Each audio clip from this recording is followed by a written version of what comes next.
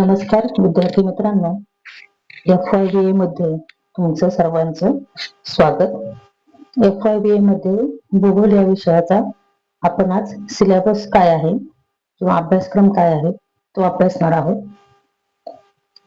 सावित्रीबाई फुले पुणे युनिव्हर्सिटीच्या अंतर्गत जो अभ्यासक्रम आहे तो अभ्यासक्रम पहिल्या सत्रासाठी आहे आपला, आणि या अभ्यासक्रमासाठी आपल्या विषयाचा जो कोड आहे तो GEO 101 टी म्हणजे काय आलं, थेरी. आणि आपल्या ह्या विषयाचं म्हणजे कोर्सचं जे नाव आहे ते आहे इंट्रोडक्शन टू फिजिकल जिओग्राफी असं नाव आहे. हा आपला 2 क्रेडिटचा कोर्स आहे, आणि जो कोर्स आहे त्यामध्ये आपल्याला जो अभ्यासक्रम आहे आपला तो अभ्यासक्रम काय आहे तो आपण पाहणार आहोत. यामध्ये आपला अभ्यासक्रमासाठी आपल्याला 4 प्रकरण आहेत. 4 प्रकरणांमध्ये पहिलं जे प्रकरण आहे आपलं ते आहे प्राकृतिक भूगोल. प्राकृतिक भूगोल म्हणजे भूगोलाच्या जे 2 मेन शाखा आहेत.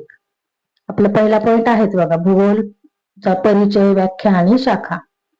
तर भूगोलाचा जो ज्या 2 शाखा आहेत, मेन शाखा ज्या म्हणतो आपण, प्रमुख शाखा, त्या म्हणजे प्राकृतिक भूगोल आणि मानवी भूगोल अशा आहेत. तर आपल्याला प्राकृतिक भूगोल जे आहे ती प्रथम सत्रात अभ्यासायची, आणि मानवी भूगोल जे आहे ते आपल्याला द्वितीय सत्रात अभ्यासायचे आहे.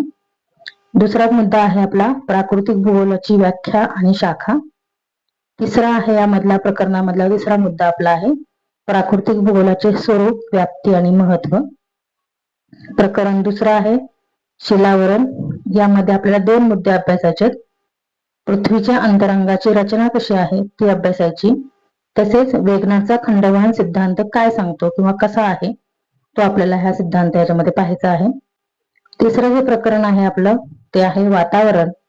वातावरणामध्ये हवामान व ऋतुमान या ज्या 2 संकल्पना आहेत या 2 संकल्पनांचा आपल्याला अभ्यास करायचा आहे.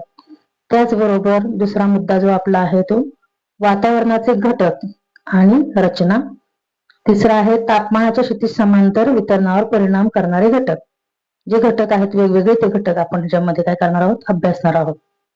प्रकरण चौथा आहे जलावरण. जलावरणामध्ये आपल्याला 2 मुद्दे अभ्यासायचे.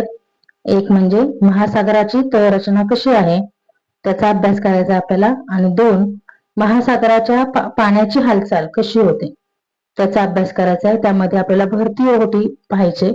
भरती ओहोटीचा अर्थ काय आहे, कारणे काय आहेत आणि प्रकार काय आहेत हे आपल्याला हे अभ्यासायचं आहे. हा पूर्ण सिलेबस म्हणजे हा पूर्ण अभ्यासक्रम आपला प्रथम सत्रासाठी असणार आहे.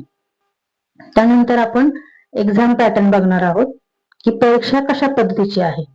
तर आपली जी परीक्षा आहे ती परीक्षा 2 क्रेडिटचा आपला कोर्स आहे, त्यामुळं त्या पद्धतीची आहे. आपल्या परीक्षेमध्ये 50 मार्क आणि म्हणजे 15 मार्काचं 2 डिस्ट्रीब्युशन केलेले आहेत. 15 मार्काचे डिस्ट्रीब्युशन कसे केलेले, 2 ह्याच्यामध्ये केलेले. एक म्हणजे होम असाइनमेंटला केलेलं आहे, आणि दुसरं म्हणजे तुमची टेस्ट घेतली जाणार आहे. शॉर्ट क्वेश्चन वरती किंवा MCQ वरती तुमची 10 मार्काची काय करणार आहे, परीक्षा घेतली जाणार. म्हणजे 10 आणि हे खालचे 5 असे मिळून तुमची किती, 15 मार्काची इंटरनलची परीक्षा आहे. आणि एक्सटर्नलची परीक्षा जी आहे ती परीक्षा 35 मार्काची आहे. त्यामध्ये पासिंग तुम्हाला 14 मार्कांना आहे. त्यामध्ये 3 प्रश्न विचारले जाणार. एक म्हणजे 20 शब्दात उत्तरे लिहायचे, दुसरं 50 शब्दात उत्तरे लिहायचे, आणि तिसरं आहे 100 शब्दात उत्तरे लिहायचे. असे तुम्हाला 35 मार्काचा पेपर आहे. विद्यार्थी मित्रांनो, एक लक्षात ठेवा, आपण ज्या पद्धतीने 12वीला दोन्ही मिळून पासिंग होत होतो तसं आता नाहीये. आता आपल्याला 15 पैकी 6 मार्क पडणं आवश्यकच आहे, आणि एक्सटर्नलला 35 पैकी 14 मार्क पडणे गरजेचे आहेत. आणि एकूण तुम्हाला 50 पैकी किती मार्क पाडायचे, तर 20 मार्क पाडायचे. एक लक्षात घ्या, तुम्हाला जर इथे 15 पैकी 11 मार्क असतील आणि इकडे 35 पैकी 11 मार्क असतील, तुमचे दोन्ही मिळून 22 होत आहेत, पण तुमची एक्सटर्नलच्या एक्झामिनेशनची पासिंग किती आहे, 14च आहे. तुम्हाला किती पडलेले आहेत, 11. म्हणजे तुम्ही त्या परीक्षेमध्ये नापास आहात, हे लक्षात घ्या.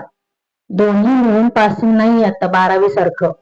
आता पासिंग हे दोन्ही, इंटरनलला पण पास पाहिजे तुम्ही आणि एक्सटर्नलला पण पास पाहिजे. म्हणजे इंटरनलला तुम्हाला 15 पैकी 6 मार्क पडलेच पाहिजेत, आणि एक्सटर्नलला 35 पैकी 14 मार्क हे मिळालेच पाहिजेत तुम्हाला. असे म्हणून तुमचे 20 मार्क पासिंग पुरते झाले. त्याच्यापेक्षा चांगले मार्क मिळाले तर छानच आहे आपल्याला. पण हे अत्यंत महत्वाचं आणि अत्यंत आवश्यक आहे की पासिंग हे पूर्णपणे वेगवेगळं आहे. दोन्ही परीक्षा खूप महत्वाच्या आहेत, इंटरनल पण आणि एक्सटर्नल पण. थँक्यू.